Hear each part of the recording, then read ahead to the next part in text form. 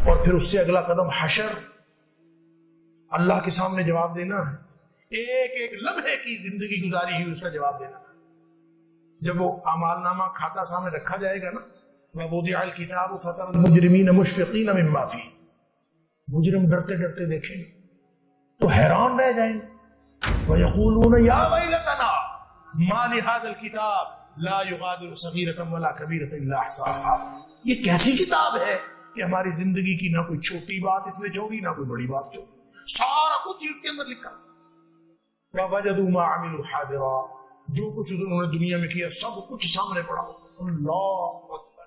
اعمال کی کتاب کھول کر رکھی جائے گی تو تم گناہگاروں کو دیکھو گے کہ جو کچھ اس میں لکھا ہوگا اس سے ڈر رہے ہوں گے اور کہیں گے ہائے شامت، یہ کیسی کتاب ہے کہ نہ چھوٹی بات کو چھوڑتی ہے نہ بڑی کو، کوئی بات بھی نہیں مگر اسے لکھ رکھا ہے، اور جو عمل کیے ہوں گے سب کو حاضر پائیں گے، اور تمہارا پروردگار کسی پر ظلم نہیں کرے گا۔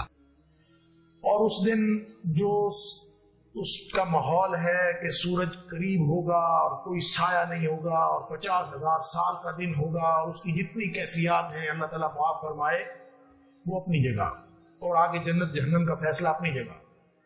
صرف اس دن کی جو رسوائی ہے، اللہ نے قرآن میں فرمایا وَإِذَا الصُّحُفُ نُشِرَتْ، دنیا میں تو ہم چھپا کے پھرتے ہیں، میں آپ کے سامنے گفتگو کر رہا ہوں، میری زندگی کے دوسرے پہلو کیسے ہیں آپ میں سے کوئی نہیں جانتا، صرف اللہ جانتا۔ ہم سب مسجد میں ملتے ہیں، مسجد کے علاوہ ہماری ذاتی زندگی کیسی ہے ہم نہیں جانتے، اللہ جانتا ہے۔ فرمایا وَإِذَا الصُّحُفُ نُشِرَتْ، اس دن سارے کے سارے اعمال نامے نشر کر دیے جائیں، ساری دنیا کو بتا دیا جائے گا، عالمی نشریاتی رابطے پر ساری دنیا کو اول انسان سے لے کر آخر انسان تک جمع ہوں گے، اور ان کو بتا دیا جائے گا کہ یہ فلاں علامہ صاحب ہیں، یہ فلاں چودھری صاحب ہیں، فلاں مولوی صاحب ہیں، صوفی صاحب ہیں، دنیا میں بڑے بنے پھرتے تھے پارسا، ان کے اصل کرتوت تو یہ ہے۔ اللہ تعالیٰ اس دن کی رسوائیوں سے محفوظ فرمائے۔ یوم تبل السرائر، سارے کے سارے راز باہر آ جائیں گے، اس دن کوئی چیز راز نہیں۔ اگر اس دن کی فکر آتی ہے کہ اللہ میں کیسے جواب دوں گا، وَأَمَّا مَنْ خَافَ مَقَامَ رَبِّهِ، جس کے دل میں یہ خوف پیدا ہو گیا نا کہ میں اپنے رب کے سامنے کھڑا ہو کے کیسے جواب دوں گا، میرے پاس تو کوئی جسٹیفیکیشن نہیں ہے، میرے اپنے بدعمالیوں کا میرے پاس کوئی جواز نہیں، میں اپنے اللہ کو کیا جواب دوں گا۔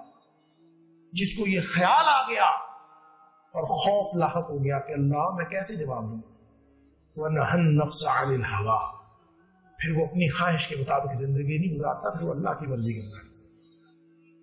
فرمایا فَإِنَّ الْجَنَّةَ هِيَ الْمَأْوَىٰ، اللہ اس کو جنت عطا فرمائے۔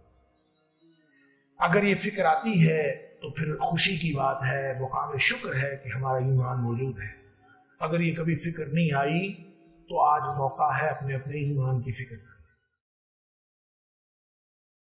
دین کی بات پھیلانا صدقہ جاریہ ہے، ثواب کی نیت سے ویڈیو کو شیئر ضرور کیجیے۔ جزاک اللہ۔